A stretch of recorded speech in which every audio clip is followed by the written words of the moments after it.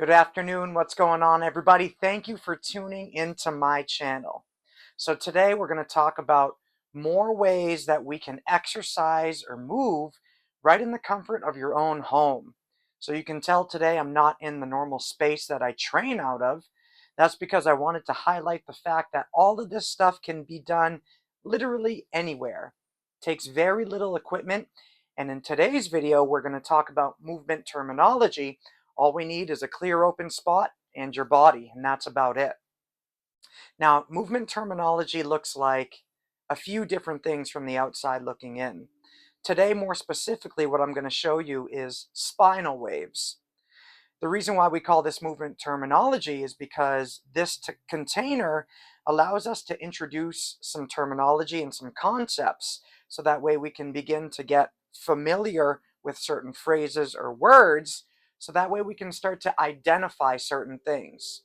If we can't put a name to a thing, then the thing can't be repeated. So it's very important that when we're progressing in our movement practice, that we make sure that we understand what we're doing, we have certain names for things, and then from there they can be itemized in our brain, and when we need to pull them out in the future or do the thing, if we know the name for it, we can do exactly what we're looking to do. All right, so let's get into the work today. We don't need to do a warm-up with movement terminology because doing the actual work itself is a warm-up in a sense. So the first wave that I want to show you is a sagittal top-led spinal wave. Now, the sagittal plane is an invisible plane that divides my body up into a left and a right half. So when I'm moving in the sagittal plane, I'm moving forwards and backwards. The top lead part of this phrasing has to do with which part of my body is initiating the wave. And with a top lead wave, as I said, it's actually going to be our head that initiates the wave. Let me give you a bit of a side view here. All right, as I begin to do my top lead spinal wave, my head goes forward, and then I extend and arch my neck backwards. You can see I get this nice soft knee bend at the back. And then as I start traveling forward, my knees will straighten out. So the head goes forward, the knees straighten out. I extend my head back, then my knees will bend. With our spinal waves, what we're looking to do is just have this continuous, slow wave. We don't want to do the wave, pause, do a certain section of it, and create these sticking points. We want this nice, smooth, repetitive motion. As I'm doing the spinal wave, another thing that I'm looking to focus on is if I'm holding any excess tension anywhere in my body. For example, sometimes people, when concentrating on something new, maybe they'll clench their fists or they'll do weird things like this with their hand. Sometimes you'll even look at somebody's face and you'll notice that they're clenching their jaw or doing like funky things. They're trying to think about what they're doing, and then some other area of tension begins to creep in. So we're looking to be able to do these spinal waves and rid ourselves of the tension if there's any that begins to build up. So you can see here, I'm taking a pretty close stance with my feet, and I'm allowing my body to respond from the movement of my head. As my head goes forwards and backwards, the rest of my body creates this ripple effect. And this sagittal top lead wave is a wave that's traveling down to my feet. Now we're going to go into our sagittal bottom lead wave. So I'll go back to my profile. When I do the sagittal bottom lead wave, now it's actually going to be the hips that will be the engine of the wave. So let me show you. I'm going to start by taking a hinge at my hips. It almost looks like I'm sitting back into a chair. Then from here, what I'm going to do is a posterior pelvic tilt of my hips. That brings my body up and forward, and then I do an anterior tilt. I take my seat, posterior tilt, I come forward, anterior tilt, posterior tilt, anterior tilt. So with these bottom-led sagittal waves, now we're moving our hips, which makes the wave travel up into our neck. So my head has actually now become the tail of this wave. You can see here how I am trying to make this wave continuous, trying to keep myself from falling over. You don't want to move too much where you have to step out of it. Sometimes when we make our wave too big, you have the tendency to knock yourself off balance. Again, you want to make sure that the body is responsive and loose, so that way when we move our hips, the rest of our body will be allowed to move because it's just a passive body and it's ready to receive the energy from the hips. With our waves, remember to go nice and slow, taking your time, but never stopping. It's always the slow, continuous wave.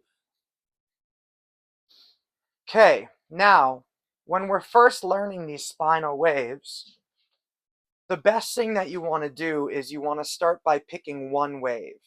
So for instance, the first wave we did was the sagittal top-led spinal wave. What you would do is you would practice that one wave for 5 minutes every single day for 6 weeks. I would also pair up that sagittal top-led wave with the sagittal bottom-led wave. So 5 minutes for the top-led, 5 minutes for the bottom-led. You're going to do that for 6 weeks. Once that 6 weeks is over, you would then move to the next series of waves. And now the next series is going to be our lateral waves. The top-led lateral wave is a wave that has us going left and right. The lateral plane of motion divides my body up into a front half and a back half. So when I'm moving my body in this lateral plane, you can see here that I'm moving myself left and right. One common error that I see when teaching this wave is people will begin to twist out of that alignment. You want to make sure that you are being squeezed in between two invisible walls, and you're not allowed to twist your body out. All you can do is this left and right motion. Another common issue that I see with people is I need to bend my ear to my shoulder, then drop my shoulder down. I shift my weight to this side. Now I bend my right ear to my right shoulder, dropping the right shoulder down, shifting the weight over. So a lot of times people don't bend their neck enough and drop their shoulder enough before shifting. And when they don't do that, it turns into this, which is more of a Tic Toc type look, and that's not it. Again, we want to drop our ear to our shoulder, drop our shoulder down towards the hip, then I can shift my body over. And I'm really looking to round and soften up the edges. Focusing on keeping my hands and arms, face relaxed. Not taking any steps with my feet. And trying to stick to that top-led wave. Now the bottom-led lateral wave is going to be more of that Tic Toc. So now rather than bending the ear to the direction of travel, my head is actually going to be leaning away. So if I'm swaying this way, my right, Notice that my neck is leaning away until the end, then my neck flops over to the right. Then I sway over to my left, then my neck flops over. So with this bottom lead variation, this does look more like that Tic Toc, like I said, with the lateral top lead. So you want to have this swaying look. This reminds me of when you go to a concert and you're feeling the music or you got that slow song playing. Most of the time people will get into this sort of side to side sway. So this one comes a lot more natural, in my opinion, than the top lead waves. But remember, it's just as important to work every single wave, making sure that we don't neglect any one part, thinking that it's easy. If that's the mindset that we take to our practice, then you're coming to the practice with the completely wrong mindset. There's always something new to learn, and even all the old things that we've done a million times. So I'm still trying to articulate and bend my spine. Obviously, this is all the side bending.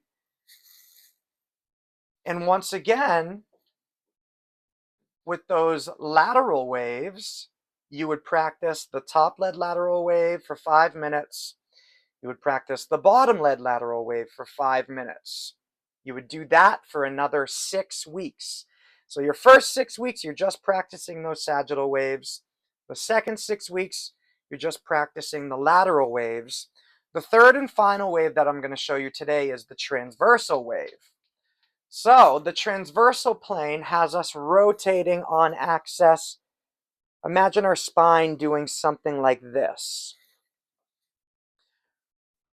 I'm going to start with the top lead variation, turning my neck, shoulders, hips, neck, shoulders, hips. Turn my neck as much as I can in this direction, and then I don't allow my head to turn any further. A lot of times people will turn their neck, and then as the shoulders are catching up to the angle of the head, they continue to turn their head. And we don't want to do that. We want to make sure that when our head does the initial turn here, my shoulders get caught up there, then my hips. Then I turn as much as I can to the opposite direction. Shoulders, hips. Head, shoulders, hips. Head, shoulders, hips. So let me come back here one more time. Head, shoulders, hips. Head, shoulders, hips. The first phase for these transversal waves is just to shift your body to one side and pause. Head, shoulders, hips. And you're really working on getting this segmentation of each part. So it's top, middle, bottom, top, middle, bottom. So we start here. After we get really comfortable with the pause, now we're going to try to seamlessly put them together. So as I turn my head, shoulders, and hips, I begin to move my head as the hips are finishing. So as my hips are finishing this turn, I start turning my head in the other direction. Here comes my hips down here. I start turning my head in opposition of the hips.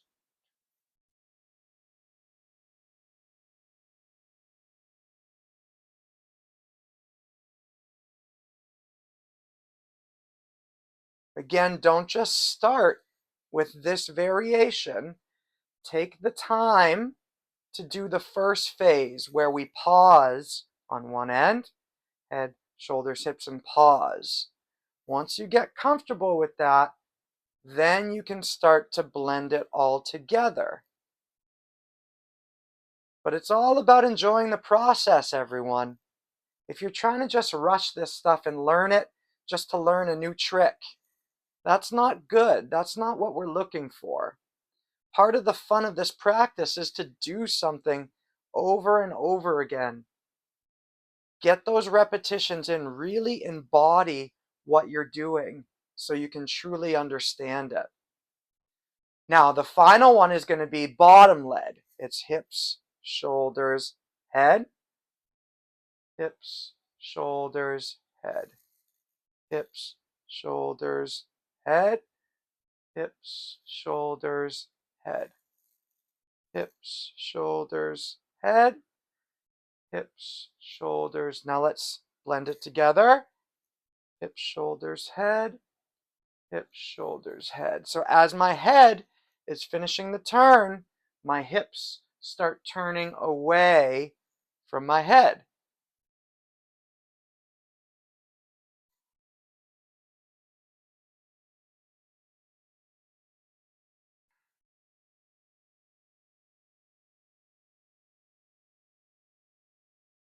Now, one thing to be careful of with these transverse waves is not to shift your body weight from right leg to left leg. So with the bottom lead version, like sometimes I'll see my clients shifting their weight from one side to another as they're trying to do this rotation. We want to make sure that our weight stays centered in between the feet, and it's just this axial rotation. So you can pretend that there's an invisible pole going from the top of my head down out my butt, right? And I'm basically a human shish kebab, and all I can do is just rotate on that pole.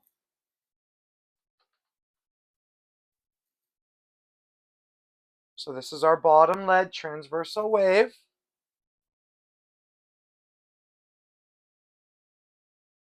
Now top lead. Head, shoulders, hips, head, shoulders, hips.